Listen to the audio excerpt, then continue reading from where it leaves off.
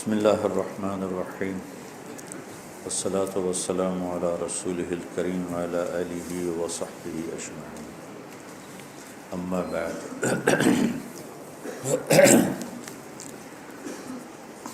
زندگی ایک مشکل سفر ہے، مالدار ہو، متوسط ہو، غریب ہو، زندگی ایک مشکل سفر ہے۔ کس طرح آسانی سے گزر جائے یہ علم انسان کے پاس کوئی نہیں۔ عبد الرحمن الثالث اموی بادشاہ گزرا ہے اسپین میں، قرطبہ اس کا کیپٹل تھا۔ اس نے 50 سال حکومت کی اور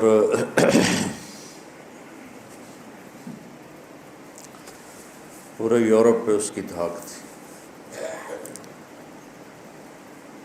کہنے لگا میں نے 50 برس حکومت کی، لیکن میں نے اپنی زندگی کے سکھ اور خوشی کے دن جب گنے تو وہ 50 سال میں صرف 14 دن تھے۔ یہ ایک بادشاہ کی کہانی آپ کو سنا رہا ہوں، نیک بادشاہ، اچھا بادشاہ، کوئی زانی شرابی ظالم نہیں ہے، مگر صرف 14 دن۔ آج کے انسانوں کا علم غلط ہو گیا،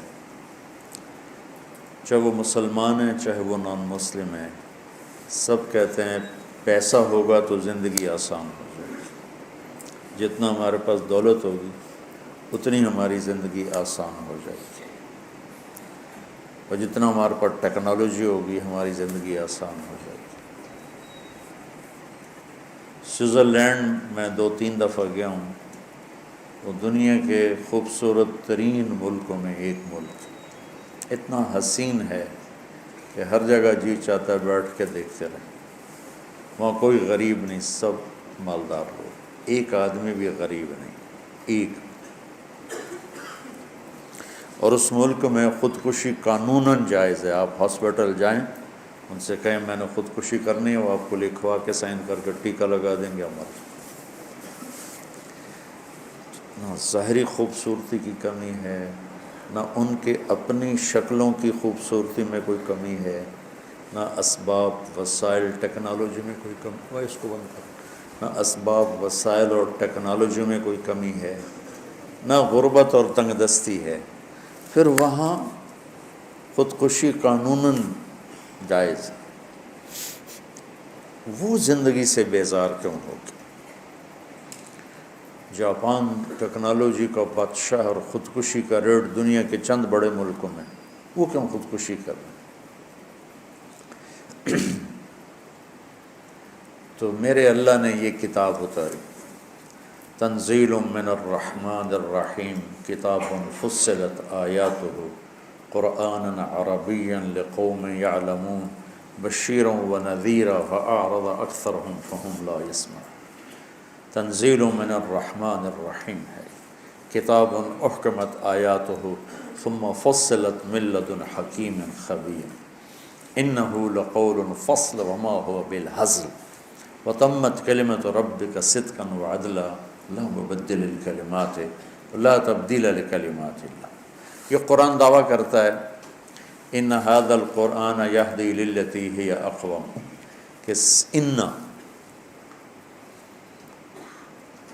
اور ھذا القرآن یہدی للتی ہی اقوم، صرف قرآن ایک ایسا پیغام ہے جو میری آپ کی زندگی کی مشکلات کو آسان کر دیتا ہے۔ صرف یہ میدان میں صرف یہی دعویٰ کر رہا، اور کسی کے پاس یہ دعویٰ کوئی نہیں۔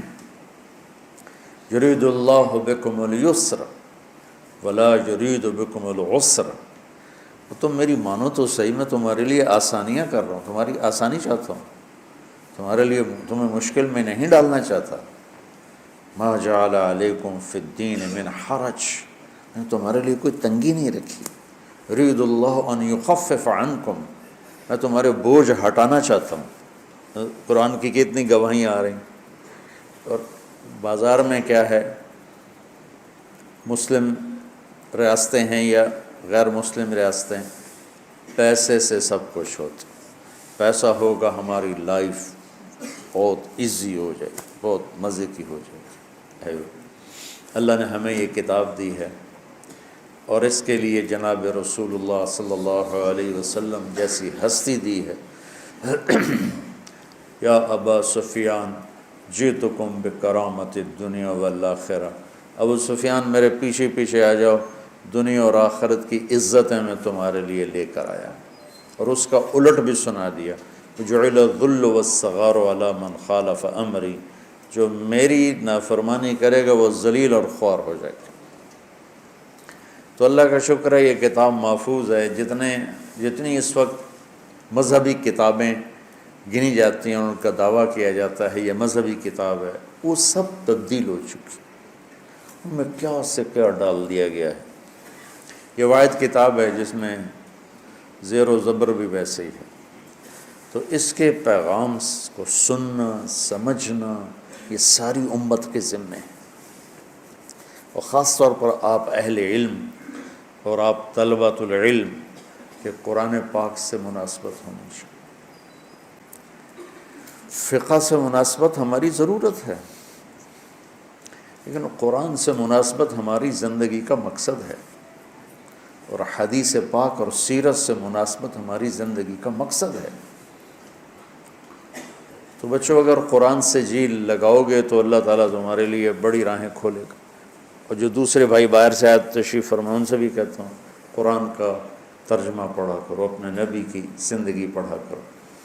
تو روزانہ میں چند ایک آیات آپ کے سامنے پیش کر دیتا ہوں۔ تو کل ایک دوسرے پارے کی ایک بڑی اہم آیت رہ گئی تھی، وَكَذَلِكَ جَعَلْنَاكُمْ أُمَّةً وَسَطًا لِتَكُونَ شُهَدَاءَ عَلَى النَّاسِ وَيَكُونَ الرَّسُولُ عَلَيْكُمْ شَهِيدًا۔ ہم نے تمہیں امت وسط بنایا ہے تاکہ تم لوگوں کے سامنے لا الہ الا اللہ کی گواہی دے سکو، اور اللہ کا نبی تمہاری گواہی دے سکے۔ اس کا مفسرین نے ترجمہ کیا ہے امت معتدل، اعتدال والی، درمیانی راستہ چلنے والی امت۔ یہود دنیا میں ایسا لگے کہ انسانیت کا بارڈر کراس کر کے، عیسائی رہبانیت میں ایسا لگے کہ وہ انسانیت کا بارڈر کراس کر گئے۔ تو میرے اللہ نے فرمایا نہ ادھر انتہا نہ ادھر انتہا، تم درمیان میں ہو، دنیا میں بھی چلتے ہو آخرت بھی بناتے ہو، معتدل، درمیان والی۔ تو سورہ بقرہ کی 286 آیات بعد میں لکھی گئیں، بہت بعد میں آیات لگائی گئیں۔ تو جب آیات لگ رہی تھی تو کسی کو نہیں پتا تھا کہ امتن وسطا پر کون سا نمبر لگے گا۔ تو جو لفظ کا مطلب ہے وہی آیت بھی اپنی جگہ پر وہی مطلب دے رہی ہے۔ یہ سورہ بقرہ کی آیت نمبر 143 ہے، 143 جمع 143 286۔ اللہ تعالیٰ نے اس کو اس طرح فٹ کر کے بتایا ہے۔ تو بھائیو میرے عزیزو، نہ تو آدمی دنیا میں ایسا لگے کہ نہ اپنا ہوش، نہ بچوں کا ہوش، نہ بیوی کا ہوش، فَأَنْسَاهُمْ أَنفُسَهُمْ، اپنے آپ کو بھی بھلا دیا۔ یہ اللہ کا چھوڑ دینے والے جہان میں اس طرح لگ جانا، اور پھر آنکھ بند ہوئی اور ہر شے اوروں کے حوالے کر کے چلے جانا، بہت بڑی نادانی۔ اعتدال کے ساتھ چلو۔ جتنے بڑے کاروباری ہیں ان کے پاس اپنے بچوں کے لیے ٹائم کوئی نہیں، ان کے پاس اپنی بیوی کے لیے ٹائم کوئی نہیں، ان کے پاس پیشاب کرنے کا بھی ٹائم کوئی نہیں، یہ پیشاب میں ٹوائلٹ میں بھی سودے کرتے رہتے۔ یہ بدنصیب ہے، ان کو صرف ایک نشہ ہے کہ اتنا بڑا کاروبار ہے، اتنے ایسٹس ہیں، اتنی پراپرٹیز ہیں، اتنا بینک بیلنس ہے، لیکن ان کی زندگی کی جو کوالٹی ہے وہ اتنی گندی ہے کہ ایک مزدور بھی اس سے اچھی زندگی گزارتا ہے۔ وہ ٹانگ بٹانگ رکھ کے مائیے گاتا ہے۔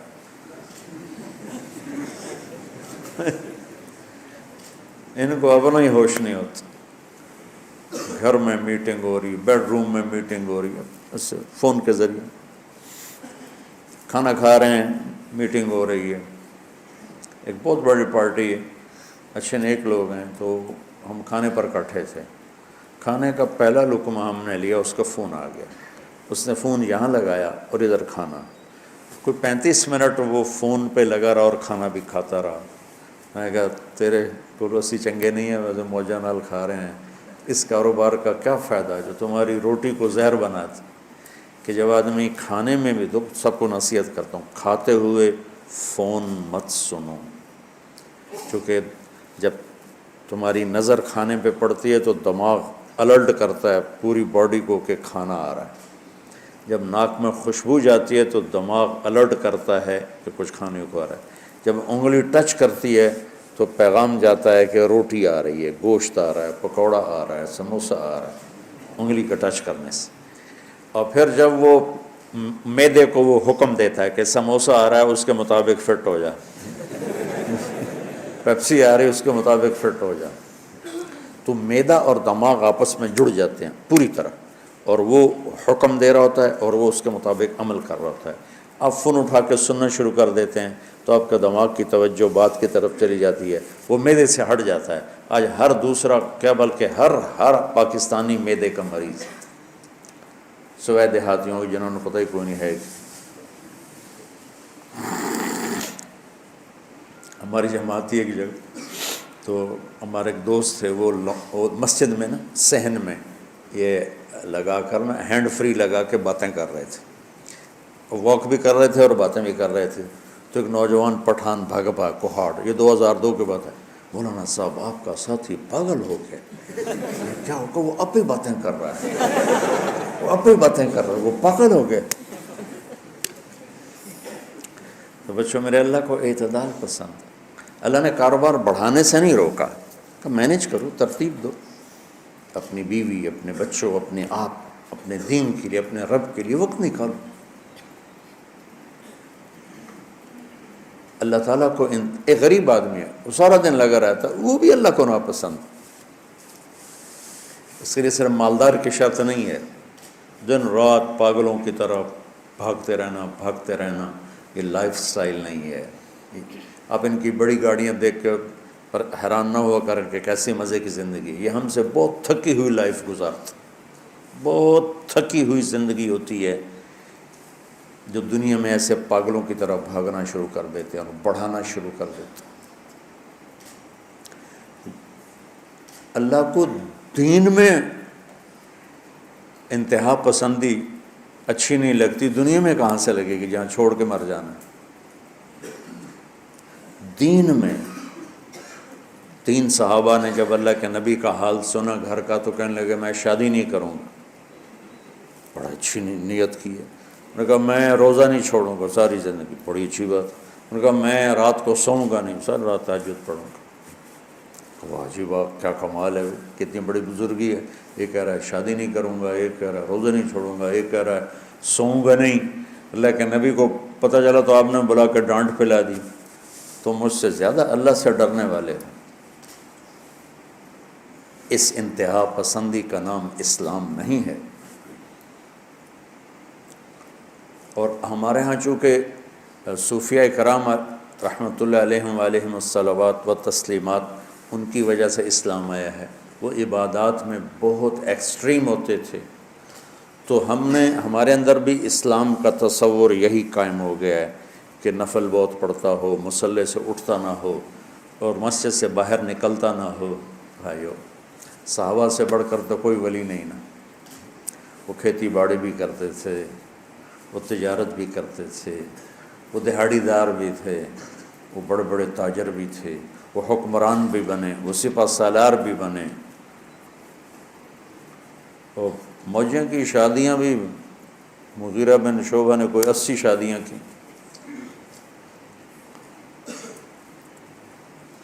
ان کو کوئی ولی پہنچ سکتا؟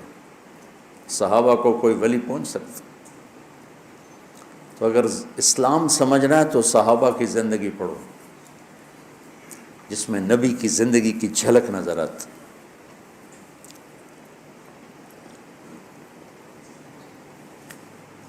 ہر سخت مزاج کے لوگ بھی ہیں، نرم بھی ہیں، ہاسے والے بھی ہیں، جوک کرنے والے بھی ہیں۔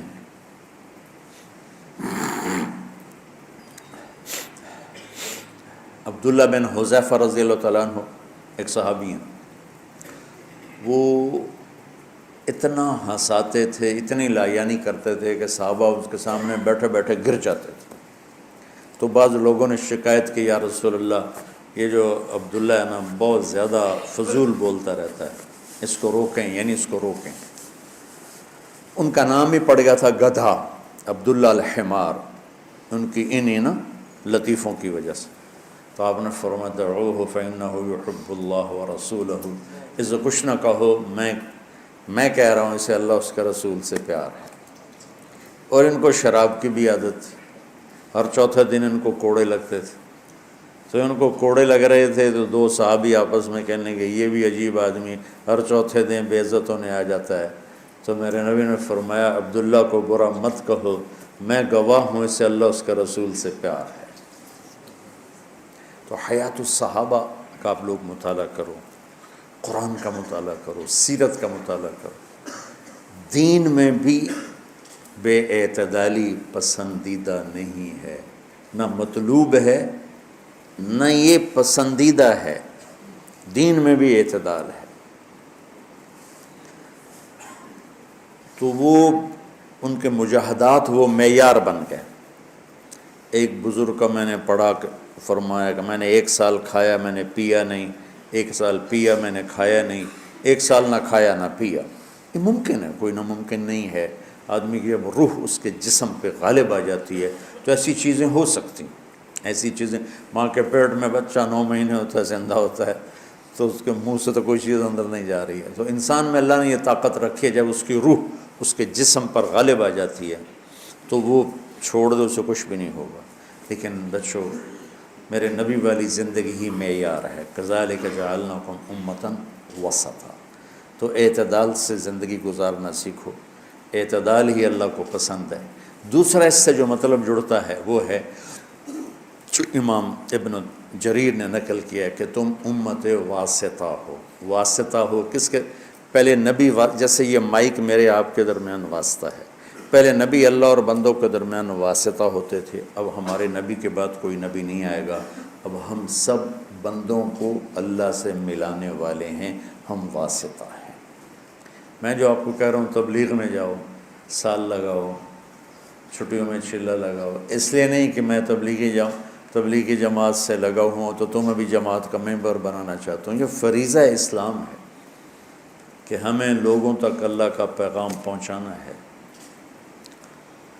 تو خوشی سے سال پہ جاؤ، جو دورہ حدیث کے بچے بیٹھے ہیں، اور اللہ سے مانگ کے جاؤ، پتہ نہیں تمہاری وجہ سے کوئی ایسا ہیرا تمہیں مل جائے گا جو تمہاری کیا پورے علاقوں کی بخشش کا سبب اور ذریعہ بن جائے گا۔ تبلیغ میں جانے سے جی نہ چھوڑو۔ ایک آیت اور اس میں تھی، وہ میں نے ادھر لکھوا لی ہیں۔ زین للناس حب الشہوات من النساء والبنین والقناطیر المقنطرة من الذهب والفضة والخیل المسومة والانعام والحرث ذلك متاع الحیاة الدنیا واللہ عنده حسن المآب۔ یہ اللہ تعالیٰ نے بتایا کہ میں تمہارا پیپر کس چیز میں ہو رہا ہے، کہ چند چیزیں ایسی ہیں جس پر تم دل دے بیٹھتے ہو۔ اس میں سر فہرست اللہ نے عورتوں کو ذکر کیا۔ نساء، کائنات کی سب سے خوبصورت شے اللہ نے عورت کو بنایا ہے۔ یہ میں دنیا پھر کے ایک تجربہ بتا رہا ہوں۔ انسان کے علاوہ جتنے نر مادہ ہیں، گھوڑے گھوڑیاں تو ہم نے رکھے بچپن میں نے تو نہیں، میرے باپ نے رکھے ہوئے تھے تو ان کو تو آنکھوں کو دیکھا، بھینس اور بھینسیں سب۔ تو جتنی مخلوق اللہ نے بنائی ہے اس میں نر زیادہ خوبصورت ہے، مادہ کم خوبصورت ہے۔ گھوڑی مریل جی ہوگی، گھوڑا اتھے ہوئے گا، کبوتری انج ہوگی، کبوتر انج ہوئے گا۔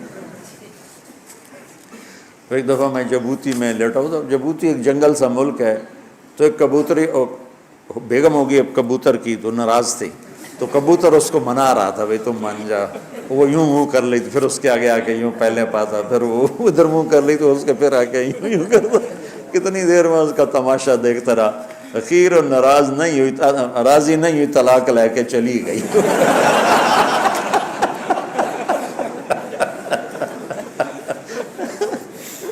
اب مورنی کو دیکھ لو، انتہائی بدصورت، اور مور کو دیکھو تو کیا اللہ یاد ہے، کیا جب وہ رقص کرتا ہے اور اپنے پروں کو پھیلاتا ہے۔ جو مادہ مورنی اس کے پر نہیں ہوتے، مادہ مورنی کے پر نہیں ہوتے۔ کھوتا بھی سونا ہے کھوتی نہ تو۔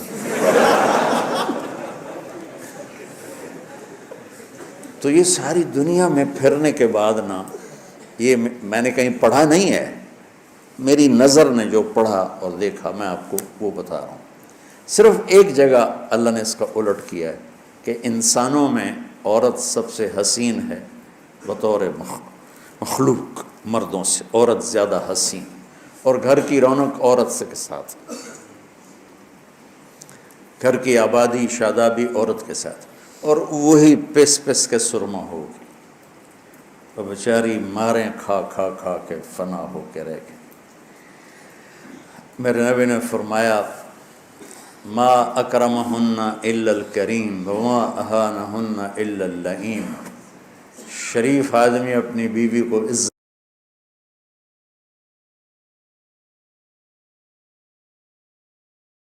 عزت دیتا ہے، اور کمینہ آدمی اپنی بیوی کو ذلیل کرتا ہے۔ کمینے کا لفظ استعمال ہے، کمینہ آدمی اپنی بیوی کو ذلیل کرتا ہے، اس میں اپنی وہ عزت سمجھتا ہے، بڑائی سمجھتا ہے۔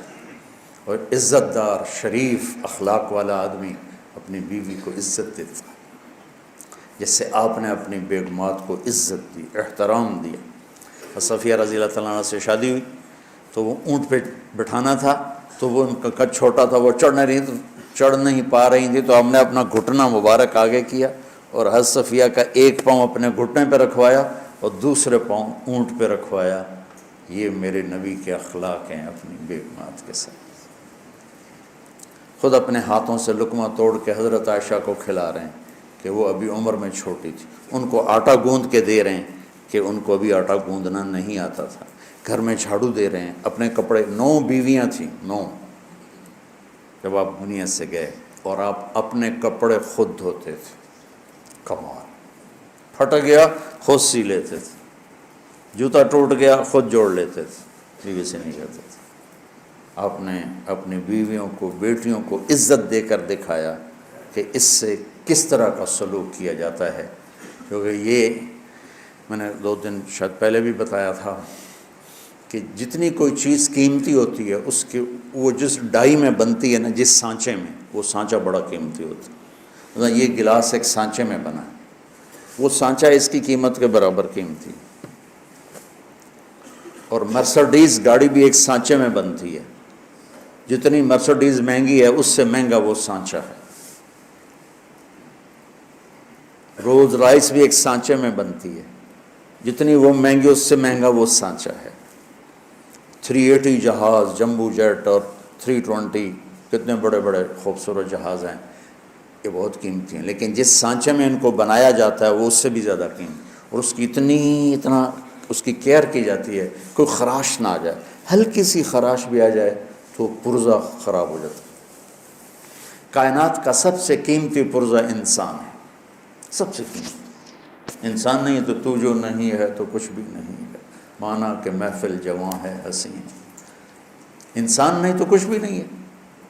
تو ان کائنات کی سب سے خوبصورت اور سب سے قیمتی اور سب سے اعلیٰ چیز انسان ہے، سب سے قیمتی پرزہ انسان ہے، اور یہ پرزہ بنتا ہے ماں کے پیٹ میں، اور تو ماں کا پیٹ ڈائی بنا، سانچہ بنا، اور اس میں میں اور آپ ڈھلے اور بنے اور باہر آئے۔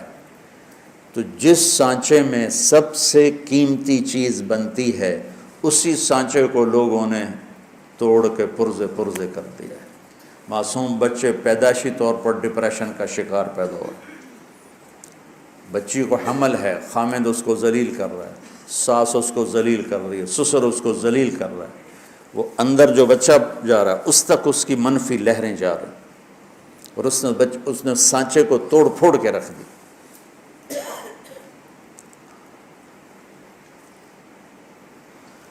دکھی ہو جاتا ہوں یہ مضمون سناتے ہوئے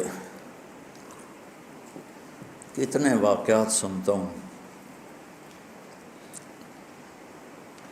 دلی زخمی ہو کے، اخلاق کے نہ ہونے نے گھر برباد کر دی۔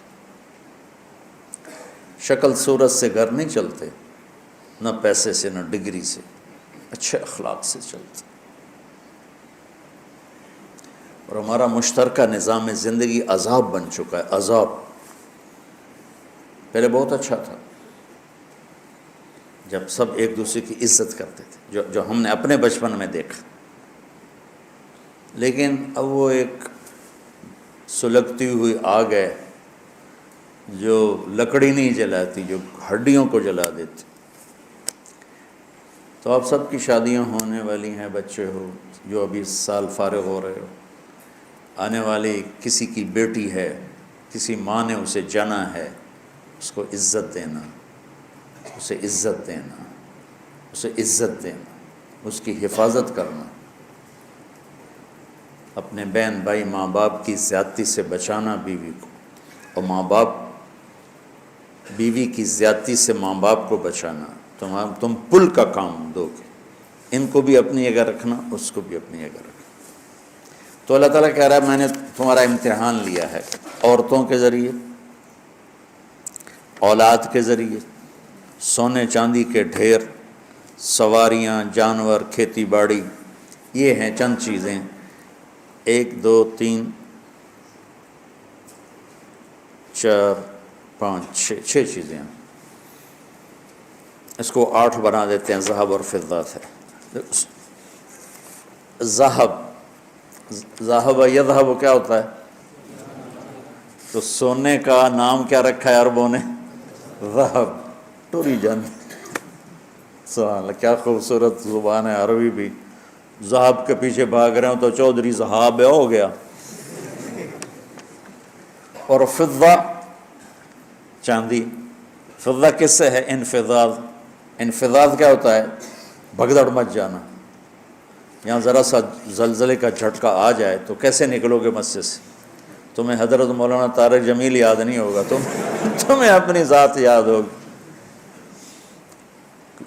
ذرا دڑدڑو، میں ادھر سے بھاگوں گا، آپ لوگ ادھر دروازوں میں ٹکراؤ گے۔ ہمارے ایک ساتھی ذمہ دارہ جماعت میں، وہ گھٹنوں کے بہت معذور، تو ان کو پکڑ کے ماشاءاللہ 15 دن ہم کٹھے چلتے تھے۔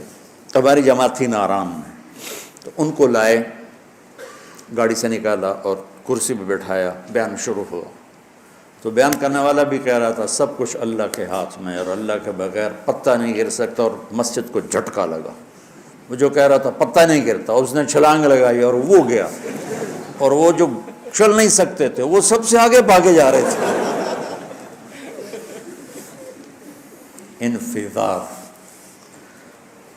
پنجاب میں ہمارے بچپن میں ریچھ کتے کی لڑائی ایک بڑا مرغوب کھیل ہوتا تھا، دیہاتوں میں نا، ہم بڑے شوق سے جاتے، ہمارے بابے دادے سب ہم بیٹھ کے دیکھتے تھے۔ تو بعض ریچھ ہوتے تھے کھڑے ہو کے لڑتے، ایک ریچھ والا تھا ودھو والا ریچھ، وہ کوئی 6.5 فٹ ہوتا تھا جب وہ کھڑا ہوتا تھا۔ وہ کتوں کی اتنی پٹائی کرتا تھا نا، مار مار مار ان کے حلیے بگاڑ، وہ کھڑے ہو کے لڑتا تھا، ٹھو ٹھو ٹھو۔ جو چھوٹے ریچھ ہوتے تھے ان میں کوئی کھڑے ہو کے لڑتے، کوئی بھاگ کے لڑتے تھے۔ جو کھڑے ہو کے لڑتے وہ ہار جاتے تھے، جو بھاگ کے لڑتے تھے وہ جیت جاتے تھے۔ تو ایک ریچھ کتے کا مقابلہ ہو رہا تھا ہمارے علاقے میں۔ مار پلوان صاحب تھے ہمارے علاقے کے ذمہ دار، ان کا وزن صرف 8 من تھا، 8 من۔ ان کے یہ طے در طے تھا۔ تو وہ نہارے، وہ دیہاتی تھے نا، وہ کھالے پہ نوکر ڈال رہا تھا ان کے اوپر پانی، کھالے سے پانی نکال، اس میں سے ایک مینڈک ان کے نا یہاں پھنس گیا، اس میں وہ مر گیا۔ اب اس کی بدبو، او شاریا جی مار، او بہو پیم دیے، مار کوئی کوئی نہیں، وہ میں مر گیا تھا شاریا، او بہو پیم دیے۔ اب وہ 7 گالیاں نکالتا تھا، وہ تو میں یہاں نہیں سنا سکتا ہوں۔ میں کہ مار جی شاہی کوئی نہیں، وہ ایدو کی دو ہم دی پئی۔ پھر انہیں کرتا اتارا، اس کا پیٹ کھینچ کے یوں کیا تو نیچے وہ گندگی بنا پڑا تھا مینڈک، وہ تھے مار پہلوان۔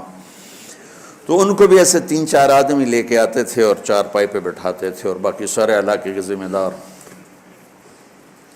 تو وہ تھا چھوٹے قد والا ریچھ۔ اب وہ بھاگ رہا تھا، ادھر بھاگ کے تھپڑ مارا یوں ہو گیا، پھر ادھر بھاگا تھپڑ مارا یوں ہو گیا۔ اس میں کبھی کبھار ایسا ہوتا تھا رسا ٹوٹ جاتا تھا، ریچھ کا رسا ٹوٹ جاتا، پھر ریچھ بھاگ پڑتا تھا۔ تو اس دن ایسا ہوا اس ریچھ کا رسا ٹوٹ گیا، وہ بھاگا سیدھا مار پلوان کی طرف۔ اب لوگ تو بھاگے اپنی جان بچانے کے لیے، مار صاحب نے دیکھا تھا سارے بھاگ گئے، میں کی کرا، جن سے چلا نہیں جاتا تھا انہوں نے جمپ لگایا اور بھاگے۔ اور سامنے تھا گھر، اس میں گھسنے لگے تو اندر سے عورتیں کہنے لگیں پردے والا گھر ہے، پردے والا گھر ہے، کہ مگرو مگرو رچ جان لیندا تو انہوں پردے دی پئی۔ انفزاز، فضہ، کیا عربوں کی، اللہ نے ایسا تو نہیں عربی کو پسند کیا، ذہب سونا جانے والی چیز، فضہ بھگدڑ مچا دینے والی چیز۔ آگے اللہ کہتا ہے کہ واللہ عندہ حسن المآب، لیکن میرے پاس تمہارے لیے اس سے بھی عالی شان چیزیں، وہ تو آگے لکھا نہیں مولوی صاحب نے۔ قل انبئکم بخیر من ذلکم للذین اتقوا عند ربهم جنات تجری من تحتها الانہار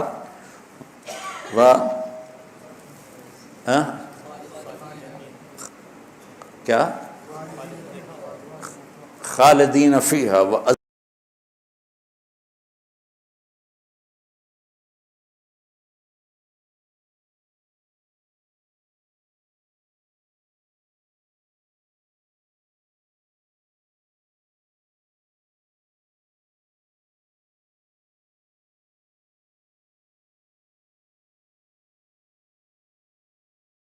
وازواج مطہرہ ورضوان من اللہ واللہ بصیر بالعباد۔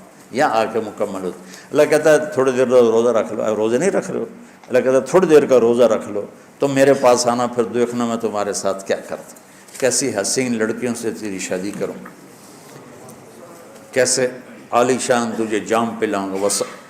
اللہ نے نا جنت میں 3 محفلیں شراب کی بیان کی ہیں، شراب کی، جو جنت کی شراب۔ پہلا درجہ ہے چھوٹی جنت، اس میں کیا ہے، ان الابرار یشربون من کاس کان مزاجھا کافورا، کہ نیک لوگ صراحی اٹھائیں گے اور ڈالیں گے اور پئیں گے، ان کے بھی نوکر ہوں گے، ان کو بھی پلانے والے نوکر۔ سب سے چھوٹا جنتی 80,000 نوکروں کا مالک ہے، لیکن اللہ نا بتانا چاہتا ہے کہ یہ نچلا درجہ ہے، یہ اوپر والا درجہ ہے، اور یہ سب سے عالی شان درجہ ہے۔ تو اب اللہ اس کے مطابق تعبیر فرما رہا ہے کہ جو نیک لوگ ہیں نیچے جنت میں وہ خود پئیں گے، جیسے بوفے سسٹم ہوتا ہے، بھئی آپ پہ پاؤ آپ پہ کھاؤ۔ تو جب وہ شادیوں میں کھانا کھلتا ہے نا تو لوگ ایسے بھگدڑ مچاتے ہیں، یہ میں پہلی باری بوٹی کھاؤنی ہے، توڑ پوریاں پراتاں چاہتے لے جاتے ہیں، خود پی رہے ہیں۔ ایک درجہ اس سے اوپر ہے، وہ کیا ہے، وَيُسْقَوْنَ فِيهَا كَأْسًا كَانَ مِزَاجُهَا زَنجَبِيلًا، وہاں انہیں پلایا جا رہا ہے زنجبیل کی شراب، انہیں پلائی جا رہی۔ پلائی کا مطلب ہے ساقی دینے والا کوئی اور ہے، نیچے کیا ہے خود پی رہے ہیں، اوپر کیا ہے پلایا جا رہا ہے۔ یہ پلانے والے کون ہیں؟ جنت کے نوکر، جنت کی حوریں، جنت کے خادم، جنت کی بیویاں۔ اور کن ہاتھوں سے؟ میرے نبی نے فرمایا بِأَيِّ بَنَانٍ تُعَاطِيهِ، وہ ہاتھ کیسے ہیں جس میں جام ہوگا، اگر اس کی انگلی کا یہ پورا سورج کو دکھائیں تو سورج نظر نہیں آئے گا۔ تو ابن عباس فرماتے ہیں پھر چہرہ کیسا ہوگا، جس کی انگلی کا پورا ایسا حسین ہے اس کا چہرہ کیسا حسین ہوگا۔ جنت میں ایک حور، اس کا نام ہے لعبہ، جنت الفردوس۔ جنت الفردوس کی ساری حوریں اس پہ عاشق، وہ ایسی حسین ہے کہ خود حوریں اس پہ عاشق۔ جمیع الحور العین عشاق اللہ، وہ ایسی ہے پتہ نہیں کیا چیز ہوگی. اور اس سے کہتی ہیں لائبہ، اگر پتہ چل جائے نا لوگوں کو تو کیا چیز ہے، لجدو فیک، تجھے پانے کے لیے ہر شے قربان کر دے. اور اس کے یہاں لکھا ہوا ہے من احب ان یکون لہ مثلی فلیعمل برضاء ربی، جو یہ چاہتا ہے کہ میں اس کی ہو جاؤں وہ میرے رب کو راضی کرنے والی زندگی گزار لے. اور ایک اور جنت کی صفت ہے، جب کوئی، یہ سب کے لیے، مثلا ہم بیٹھے نا ایسے، یہ جو بچے ہیں ان کو پیچھے نظر نہیں آ رہا، مجھے پیچھے نظر نہیں آ رہا، لیکن جب جنت میں بیٹھیں گے نا تو جو میرے پیچھے بیٹھے ہیں میں انہیں دیکھ رہا ہوں گا اور وہ مجھے میرے چہرے سے میں دیکھ رہے ہوں، متقابلین، چاہے وہ آگے پیچھے ہیں تو بھی ایک دوسرے کو دیکھ رہے ہوں گے. تو جنت کی لڑکی جب اس کی طرف بڑھ کے آئے گی تو چہرہ سامنے ہے، اگلا حصہ سامنے، جب مڑ کے واپس جائے گی تو بھی چہرہ پیچھے سے نظر آ رہا ہوگا. ان اقبلت او ادبرت، آگے آئے یا پیچھے جائے چہرہ سامنے ہوگا. اور اس پر اللہ اپنے نور کی تجلی ڈال کے ان کو حسین بناتا رہتا ہے، کہتا پاک دامن زندگی گزار لے، میں تیری شادی کروں.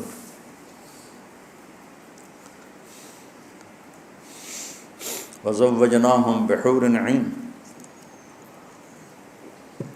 تیسرا درجہ کیا ہے؟ جنت کے وی آئی پی.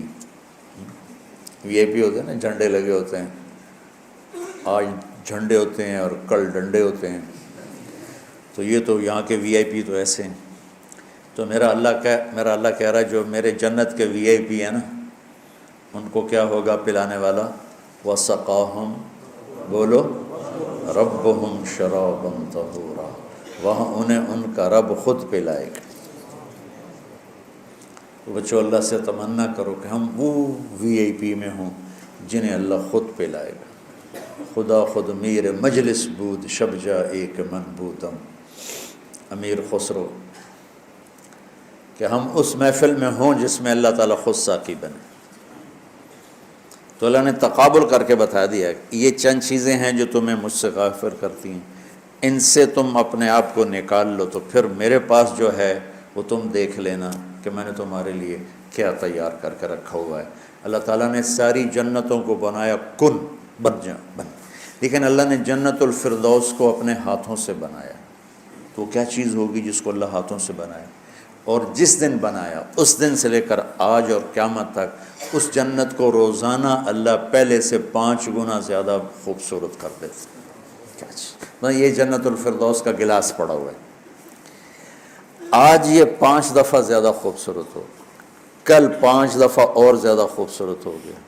25 ارب سال ہو چکے ہیں دنیا کو بنے، صرف ایک گلاس 25 ارب سال سے ہر روز پہلے سے 5 گنا زیادہ خوبصورت ہوتا جا رہا ہوتا جا رہا ہوتا جا رہا. وہ کیا چیز ہے؟ چلو یہ تو گلاس ہے، جنت کی حور روزانہ 5 گنا زیادہ بڑھ رہی. وہ کیا بلا ہے؟ بلا تو نہیں ہو سکتی، بلائیں تو ادھر اکٹھی ہیں. کون سی؟ ساری نہیں، جن کی زبانیں بڑی تیز ہیں، ان کے مزاج میں شدت ہے، بد اخلاقی ہے.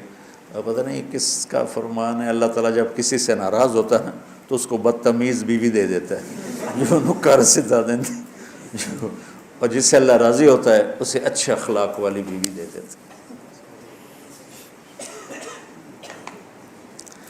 تو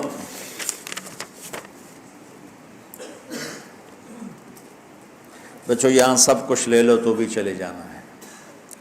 اس کے بعد ایک اہم مضمون ہے جو میں بیان کرنا چاہتا ہوں، وہ ہے جو ہمارے گھروں میں طلاقیں چل رہی ہیں.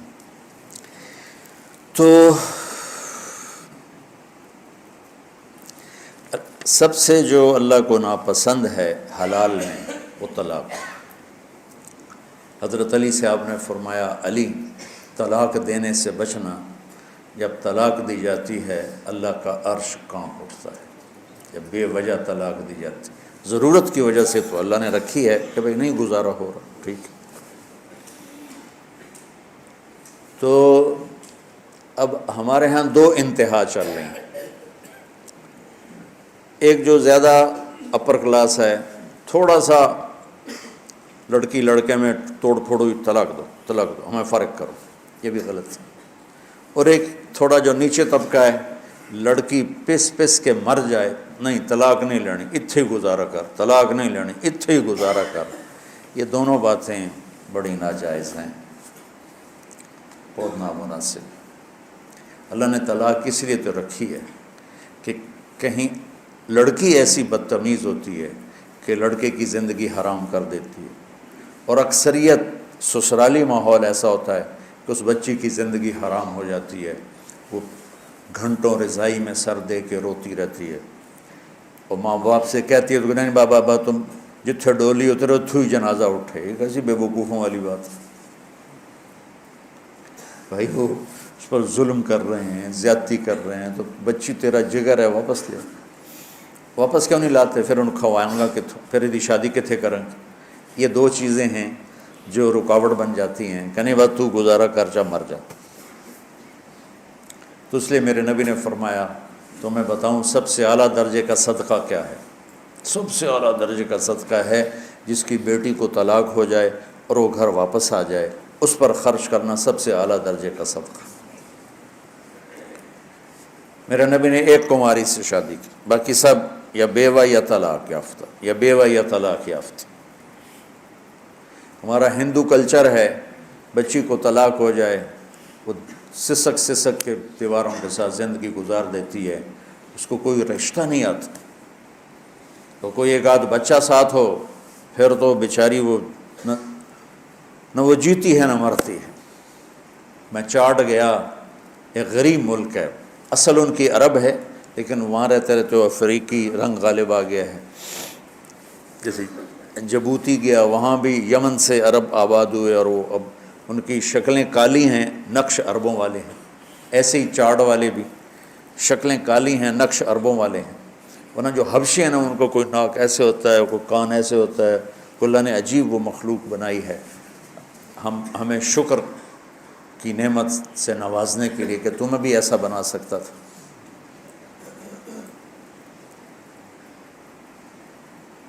تو وہاں پتہ چلا کہ بڑا بھائی طلاق دے دینا اپنی بیوی کو تو چھوٹا بھائی عدت کے بعد اس سے نکاح کر لیتا، کوئی لڑائی نہیں۔ 8 بچوں کی ماں بیوہ ہو جائے یا طلاق ہو جائے تو عدت کے بعد فوراً 8 بچوں سمیت اس کی شادی ہو جاتی، اس کو قبول کر لیتے۔ ادھر معصوم بچہ ہوتا ہے نا، ایسی بچہ نہیں لینا، صرف لڑکی لینی، ایسی بچہ نہیں لینا، بڑا ظلم ہے، بڑا ظلم، بڑا ہی ظلم ہے۔ تو بیچاری تڑپتی، وہ آخر ماں ہی ہے نا، تو اس بچے کو تو ہم نے نکالنا ہی۔ ہم شادی کب کریں گے؟ جب بچہ ہم نے نہیں لینا، بس صرف لڑکی کو لینا ہے۔ وہ بیچاری راتوں کو کبھی تڑپے گی، کبھی دن میں تڑپے گی۔ وقت کے ساتھ ساتھ زخم بھر جاتا ہے، لیکن یہ بڑی قاتلانہ معاشرت ہے، اور اس پر ہمارے ممبر سے کوئی بات نہیں ہو رہی ہے۔ اور میں پچھلے 20 سال سے اس مضمون کو چھڑا ہوا ہے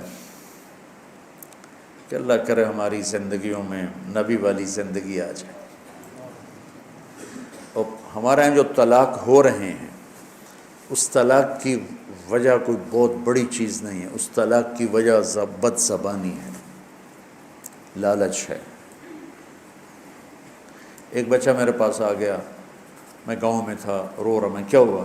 کہ جی میری بہن کو سسرال نے نکال دیا ہے کہ فرج لیتے آویں گی تو تاں گھر وڑی نہیں تو وڑنے نہیں دیں گے۔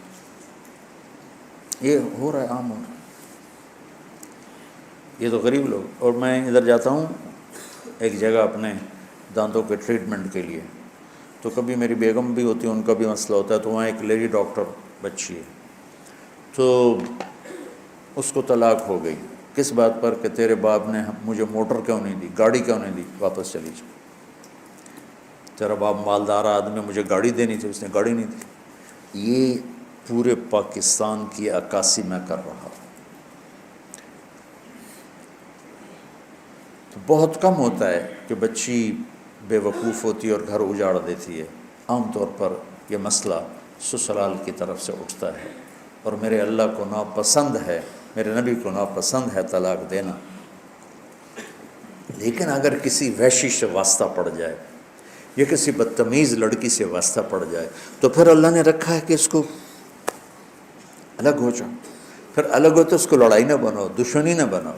یا تو دشمنیاں بن جاتی، لڑائیاں بن جاتی، بائیکاٹ ہو جاتے ہیں. عرب کی معاشرت میں اب بھی طلاق ہو جائے تو اس بچی کے لیے کوئی مسئلہ نہیں، اس کی فوراً شادی ہو جائے گی. ہماری بچیوں کو طلاق ہو جائے وہ دیواروں کے ساتھ لگ کے زندگی گزار دیتے، ان کو کوئی پوچھنے والا نہیں ہوتا، چاہے قصور مردوں کا ہو. عام طور پہ مردوں کا قصور ہوتا.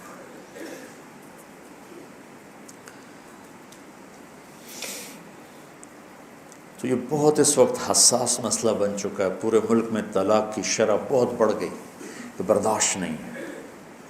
والدین اپنے بچوں کو برداشت نہیں سکھاتے. میں نے جتنے سال تمہارے ساتھ گزارے، میں تمہیں یہ میری ساری باتوں کا اگر خلاصہ تو ایک چیز ہے کہ لوگوں کی برداشت کرنا سیکھ لو. وہ لوگوں میں بیوی ہو، باپ ہو، بہن ہو، بھائی ہو، دوست ہو، پڑوسی ہو، اپنا ہو، غیر ہو، برداشت کرنا سیکھ لو. آپ کی زندگی خوبصورت ہو جائے گی. اگر جواب دینے شروع کیے تو زندگی کا حسن سارا ہاتھوں سے نکل جائے گا. جب آپ نے نبوت کا اعلان کیا تو آپ کی 2 بیٹیاں حضرت رقیہ اور ام کلثوم، ان کا نکاح ہوا تھا ابو لہب کے بیٹوں کے ساتھ. چچا تھے نا ابو لہب. تو جب آیت آئی تبت یدا ابی لہب، تو اس نے آ کر اپنے بیٹوں سے کہا کہ راسی فی رؤوسکما حرام، میں اس گھر میں قدم نہیں رکھوں گا جب تک تم محمد بن عبداللہ کی بیٹیوں کو طلاق نہ دے.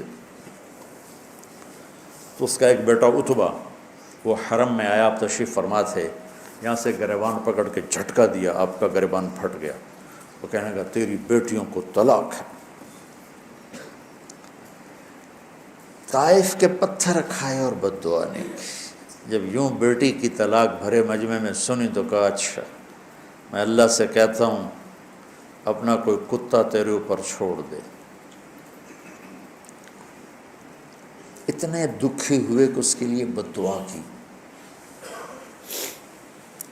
تجارتی قافلہ شام جا رہا تھا، اس میں عتبہ بھی تھا. تو ابو لہب آیا، دیکھو میرے بیٹے کو محمد نے بد دعا دی ہے اور اس کی باتیں خالی نہیں جاتی، اس کی حفاظت کرنا، کوئی اس کو کچھ ہو نہ جائے. ایمان مقدر میں نہیں تھا اور بات پہ اعتماد اتنا تھا. جب یہ قافلہ زرقاء اترا تو ایک شیر آیا اور اس نے یوں سب کو دیکھا ایسے. تو عتبہ چیخنے لگا یہ محمد کی بد دعا آ گئی، یہ محمد کی بد دعا آ گئی، اور یہ مجھے مار دے گا. مطلب پاگل ہے، ہم 300 آدمی ہیں، کیسے تجھے مار دے گا، ہم تیرے پہرے دار ہیں. انہوں نے سارے اونٹ کے پالان کٹھے کر کے اونچا مینار سا بنا دیا اور اس کے اوپر اس کو سلایا اور خود چاروں طرف بیٹھ گئے پہرا دیں. اللہ نے سب کو سلا دیا. شیر آیا اور ایک ایک کو سونگا، چھوڑتا گیا، سب کو چھوڑ دیا. کتنے تھے مجھے کہیں ملے نہیں، کیونکہ 150-200 تو ہوتی تھے جب قافلہ چلتا. پھر اس نے یوں اوپر دیکھا، یوں سونگا اور پھر ایک چھلانگ لگائی، وہ سیدھا اس کے اوپر، اور جاتے اس کے منہ، اس سر اور منہ کو اپنے منہ میں لیا اور ایسے کچل دیا جیسے قیمہ بنا دیا جاتا. کھایا نہیں، بس ایسے کچل کے چھلانگ لگا کے واپس چلا گیا.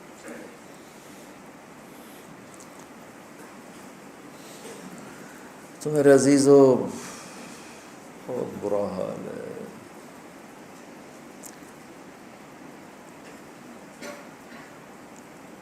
اللہ تعالیٰ نے درجے مقرر کیے ہیں کہ دیکھو اگر تمہاری بیوی نافرمان ہو رہی ہے تو اسے سمجھاؤ، فَعِظُوهُنَّ، اسے سمجھاؤ پیار محبت سے. واز ہوتا ہی پیار محبت سمجھاؤ.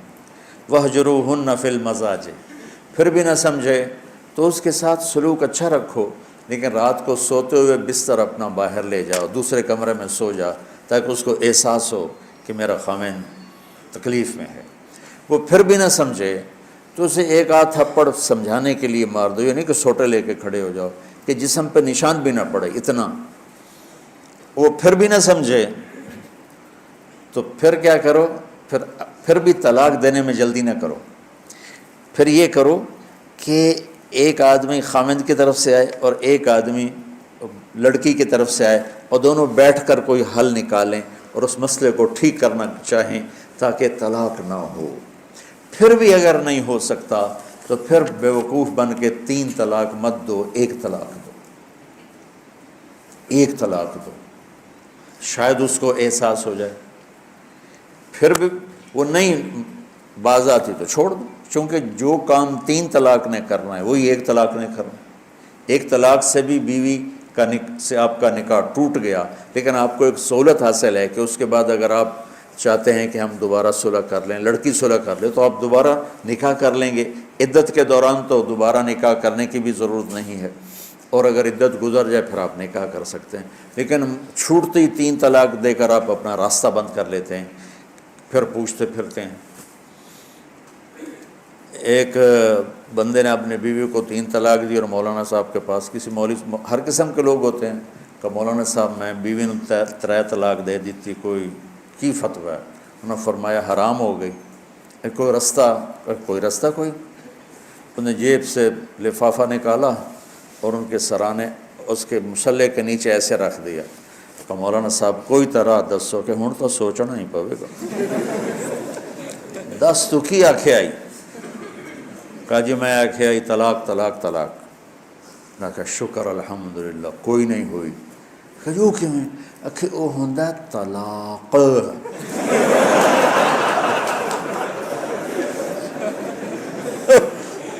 اور تو آکھیا طلاق طلاق طلاق، وہ چھوٹے کاف نال ہے، وڈے نال نہیں ہے، جا موجہ کر۔ پھر ایسی مصیبتیں وجود میں آتی۔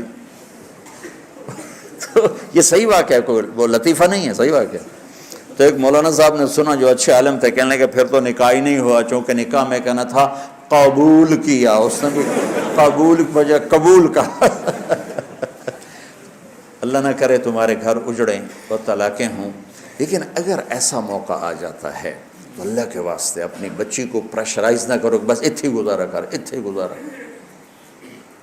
اور اپنے بچے کو مت پریشر میں ڈالو کہ میرے بھائی کی بیٹی ہے، تم نے گزارا کرنا ہے، تم نے گزارا کرنا ہے۔ تو یار مر جاتے ہیں، زندہ مر جاتے ہیں۔ پھر اس وقت علیحدگی ضروری ہے، پر اپنی بیٹیوں کو ذلیل نہ کرو کہ جتھے تیری ڈولی جاونی ہے اتھو تیرا جنازہ جانا ہے، یہ ظلم ہے۔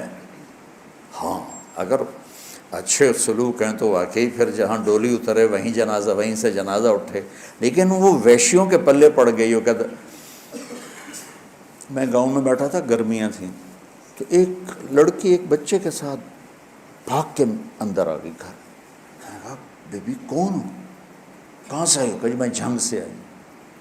تو اس وقت یہاں کہا میں اللہ کے واسطے میری جان بچا لو، مجھے میرے خامند سے طلاق لے کے دے دو۔ کہا میں تو تجھے جانتا نہیں نہ تیرے خامند، کہ میرا خامند ریڑھی لگاتا ہے اور روزانہ مجھے آ کے مارتا ہے، کوئی ایک دن کا ناغہ نہیں جس میں مجھے مارتا نہ ہو، میں ماں باپ کے پاؤں پکڑ چکی ہوں، یہ کسائی ہے، انسان نہیں ہے، مجھے طلاق دلوا دو۔ وہ کہتے ہیں ہم تجھے قتل کر سکتے ہیں، طلاق نہیں لے سکتے۔ تو میں بھاگ کے آپ کے پاس آئی ہوں کہ آپ میری اس سے طلاق دلوا دو۔ میں کہا بیٹے میں تمہیں جانتا نہیں، تیرے ماں باپ کو جانتا نہیں، خاندانی معاملات میں ایسے پڑھنا میں کیا کر سکتا ہوں۔ ان مضامین کو اللہ تمہیں کل کو بٹھائے ممبروں پر تو معاشرت بیان کرو، لوگ برباد ہو گئے، انہیں پتہ ہی نہیں ہے کہ زندگی کی خوشیاں کہاں سے ملتی۔ میں نے قرآن میں یا ایھا الذین آمنوا آیا ہے 1 کم 90 دفعہ، 1 کم 90 دفعہ، لیکن شیخ ابو بکر الجزائری رحمۃ اللہ علیہ کی میں نے ایک کتاب پڑھی، جب کبھی پڑھنے کے ذوق زندہ تھے، اسی پر نداء الرحمن کے نام سے وہ کتاب ہے، نداء الرحمن۔ تو اس میں آخری ہے یا ایھا الذین آمنوا توبوا الی اللہ توبۃ نصوحا، لیکن علماء نے یا ایھا النبی اذا طلقتم النساء، اس کو بھی قائم مقام یا ایھا الذین آمنوا کے کیا ہے۔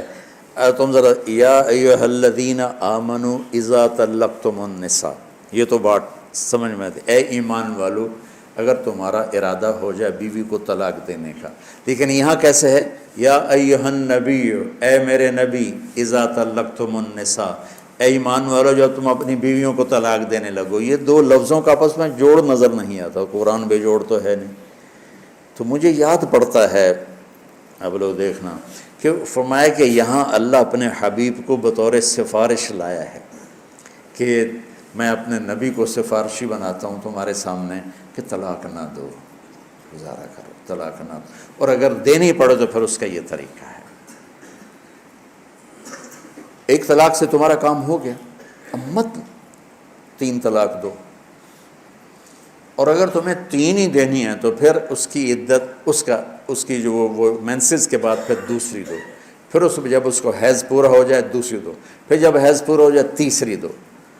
اگر تم نے 3 ہی دینی، یہ کٹھے جو 3 کا بم مارنا ہے، اس نادانی سے اللہ مجھے بھی بچائے، اللہ سارے معاشرے کو بچائے کہ ہماری زندگی میں اللہ تعالیٰ وہ اخلاق پیدا فرما دے جس سے ہمارے گھر اجڑے نہیں۔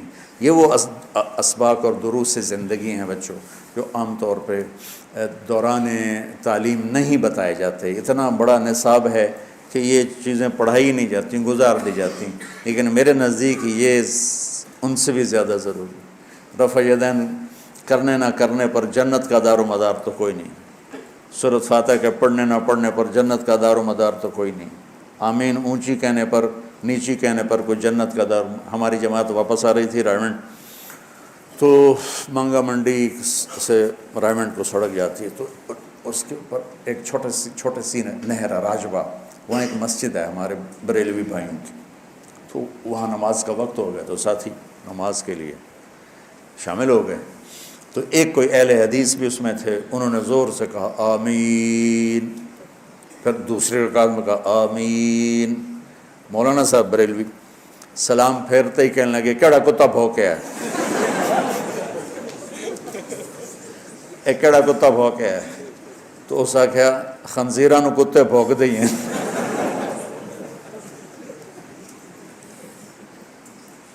اور یہ وہ مسائل زندگی ہیں جس پر آدمی اگر ان کا حل نہ ہو تو آدمی تباہ ہو جاتا ہے، دنیا بھی آخرت۔ اللہ تعالیٰ میں عمل کی توفیق بخشے۔ لک الحمد سبحانک اللہم وبحمدک، اشہد ان لا الہ الا انت، استغفرک واتوب الیک۔ اللہم زینا بالحلم واغننا بالعلم وجملنا بالتقوى واکرمنا بالعافیہ۔ اللہم اغننا بالعلم وزینا بالحلم واکرمنا بالعافیہ وجملنا بالتقوى۔ اللہم انا نسألک من خیر ما تعلم ونعوذ بک من شر ما تعلم ونستغفرک لما تعلم انک علام الغیوب۔ آمین۔ السلام علیکم۔